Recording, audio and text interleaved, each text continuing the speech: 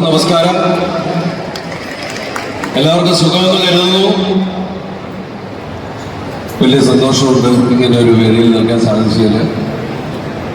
നമ്മളാരും ഞാനും നമിതയൊന്നും ഈ സിനിമയിലില്ല. പക്ഷേ നമ്മുടെ കുടുംബത്തിലെ എല്ലാവരും ചേർന്ന് വരുന്നൊരു സിനിമ തന്നെയാണിത്. നാദൃശ്യാണെങ്കിലും റാഫ് ബേ ആണെങ്കിലും തമ്മിലുള്ള ബന്ധമൊക്കെ എല്ലാവർക്കും അറിയാവുന്നതാണ്. ഞാൻ റാഫ് ബേയുടെ ഒരുപാട് ഹിറ്റ് സിനിമകളിൽ എനിക്ക് അഭിനയിക്കാൻ അവസരമുണ്ടായി. അതുപോലെ തന്നെ ഒരുപാട് കാലത്തെ സൗഹൃദമുണ്ട് ഞാൻ നായകൻ തമ്മിൽ. പക്ഷേ നാദിർഷയുടെ സിനിമയിൽ കേശു വീടിൻ്റെ നാഥൻ എന്ന സിനിമയിലാണ് ഞാൻ അഭിനയിച്ചത്. ഇന്ന് റാഫ് ബേയുടെ മകൻ ഞാൻ ചെറുപ്പം മുതൽ കാണുന്നതാണ്. ആള് വല്ലാണ്ട് വളർന്നു. അങ്ങനെ നായകനായിട്ട് മലയാള സിനിമയിലേക്ക് വന്നിരിക്കുകയാണ്. വലിയ സന്തോഷം. പിന്നെ നാദൃശ്യത്തെ സംബന്ധിച്ച് ഏത് സിനിമയും മനസ്സിൽ സംവിധായകനാവുക എന്നുള്ള മോഹത്തോടു കൂടി തന്നെയാണ് ഞാനത് ഈ അടുത്ത കാലത്താണ് അറിഞ്ഞത്. സിനിമ സംവിധാനം ചെയ്യാൻ തുടങ്ങിയപ്പോൾ അത്ര ശക്തമായിട്ടുള്ള ഒരു ഗംഭീര വരവ് ആദ്യം എന്നെ വെച്ച് പ്ലാൻ ചെയ്ത ആളാണ്. അപ്പം ഞാൻ സംവിധാനം പഠിച്ചിട്ട് വരാനൊക്കെ പറഞ്ഞിട്ട് അങ്ങനെ നാദിർഷ എല്ലാവർക്കും അറിയാം. പൃഥ്വിനെയും ജയസൂര്യ, ഇന്ദ്രജിത്ത്, ആസിഫ് അലി എല്ലാവരും വെച്ചിട്ട് നമിത. അങ്ങനെ ഞാൻ കാര്യങ്ങൾ മനസ്സിലായി. ഇവൻ രണ്ട് കൽപ്പിച്ചിട്ടുള്ള വരവാണ്. അപ്പം എനിക്ക് മനസ്സിലായി ഇവൻ എന്തായാലും ജയിച്ച് അടങ്ങുള്ളൂ എന്നുള്ളൊരു രീതി ഉള്ളതുകൊണ്ട് അപ്പം ഞാൻ നാശത്ത് ഞാൻ ആ സിനിമ നിർമ്മിച്ചോട്ടെ എന്ന് ചോദിച്ചു. കാരണം എന്തായാലും ആ സിനിമ വിജയിപ്പിക്കുമെന്ന് എനിക്ക് ഉറപ്പുണ്ട്.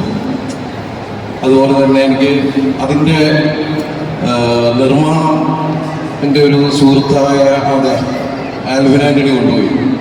പിന്നെ എല്ലാം നമ്മുടെ സുഹൃത്തുക്കൾ തന്നെ ആയതുകൊണ്ട് നമ്മളത് ശ്രമിച്ചു. പക്ഷെ അത് കഴിഞ്ഞ് ഞങ്ങൾ വീണ്ടും ഒന്നിച്ചു. കട്ടപ്പനയിൽ ഋതിക് റോഷൻ ആ സിനിമ നിർമ്മിക്കാൻ അവസരമുണ്ട്. അങ്ങനെ വിഷ്ണു വന്നു.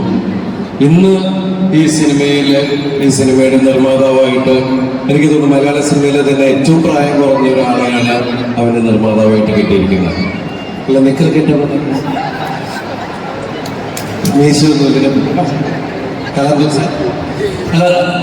സാറിങ്ങനെ നിക്കറിട്ട് വന്നപ്പോൾ എനിക്കൊരു കാര്യത്തിൽ ആശ്വാസം. സാധാരണ ഒരു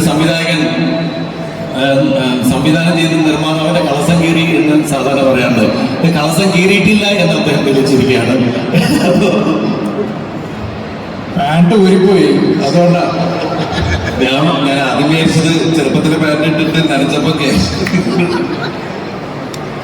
എന്തായാലും നിങ്ങളുടെ സിനിമ ഗംഭീരമാവട്ടെ, വലിയ രീതിയിൽ വലിയൊരു വിജയമായി മാറട്ടെ എന്ന് ആത്മാർത്ഥമായിട്ട് പ്രാർത്ഥിക്കുന്നു, ആശംസിക്കുന്നു. കാരണം ഓരോ സിനിമയുടെ വിജയവും മലയാള സിനിമയുടെ തന്നെ വലിയ വിജയം തന്നെയാണ്. നിങ്ങളെല്ലാവരുടെയും സ്നേഹവും പ്രാർത്ഥനയൊക്കെ പ്രതീക്ഷിച്ചുകൊണ്ട് ഈ ഓഡിയോ ലോഞ്ച് അല്ലേ നമ്മൾ ഈ പാട്ട് റിലീസായിട്ട് അറിയിക്കുന്നു. എല്ലാവർക്കും ഐശ്വര്യം നന്മകൾ നേരുന്നു. അതുപോലെ നമ്മുടെ ഒരു സിനിമ വരുന്നുണ്ട്, പറഞ്ഞോട്ടെ, തങ്കമണി എന്ന് പറഞ്ഞ സിനിമയാണ്. ഒന്ന് വരണം. അതിൻ്റെ പരിപാടികളൊക്കെ ആയിട്ട് ഞങ്ങൾ പുറകെ വരാം. വലിയ സന്തോഷം കൊടുത്തു. എവിടെയാ നമസ്കാരം എല്ലാവർക്കും. ഹായ്.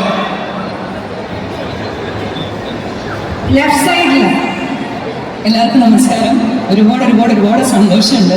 വൺസ് അപ്പോൺ എ ടൈമിൽ കൊച്ചിയിൽ വന്ന് ഈ ഒരു സിനിമയുടെ ഓഡിയോ ലോഞ്ച് ഫംഗ്ഷന് വരാൻ സാധിച്ചത്. കുറച്ച് മാസങ്ങൾക്ക് മുന്നേ പൂജ ഫംഗ്ഷൻ വന്നിട്ടുണ്ടായിരുന്നു. അന്ന് മുതൽ ഞങ്ങൾ എല്ലാവരും ഈഗറായിട്ട് വെയിറ്റ് ചെയ്തിരിക്കുന്നതാണ് ഈ സിനിമ കാണാനും ഇതിൻ്റെ പാട്ടുകൾ കാണാനും. കാരണം ഇവരെല്ലാവരും എനിക്ക് വളരെയധികം പ്രിയപ്പെട്ടവരാണ്. ഈ സിനിമയിലെ എല്ലാ ടെക്നീഷ്യൻസിനും, നാദർഷയ്ക്കും റാഫിക്കും ഇതിലെ എല്ലാ ടെക്നിക്കൽ ക്രൂ മെമ്പേഴ്സിനും എൻ്റെ ആശംസകൾ അറിയിക്കുന്നു. With all your dreams come true. Devika, Malavika, ചേച്ചി, എല്ലാവർക്കും എൻ്റെ ആശംസകൾ അറിയിക്കുന്നു. ഇതൊരു അടിപൊളി സിനിമയാവട്ടെ, ഹിറ്റാവട്ടെ എന്ന് ഞാൻ ആത്മാർത്ഥമായി പ്രാർത്ഥിക്കുന്നു. എല്ലാവരും ട്രീറ്റ്മെൻറ്റ് സിനിമയാണ്. Thank you.